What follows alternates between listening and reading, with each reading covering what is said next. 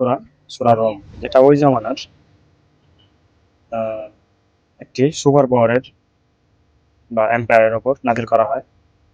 কোরআনে এমন অনেক সূরা বা আয়াত আছে যেখানে শুধু রোম জাতি না, অন্যান্য যে সুপার পাওয়ার বা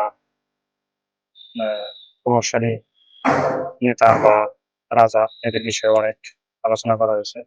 যেমন ফেরাউন, নমরুদ, জুলকারনাইন এদের বিষয়ে আলোচনা করা হয়েছে।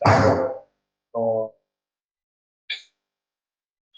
এটা প্রত্যেকটা কম বা জাতির তাদের জামানার সুপার পাওয়ার বা প্রভাবশালী রাজা বা পাওয়ারফুল মানুষদের সম্পর্কে জানা উচিত।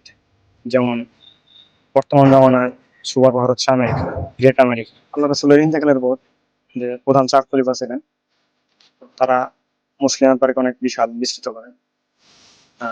মধ্য এশিয়া থেকে আপনার সুদূর চীন, পশ্চিম পাশে আপনার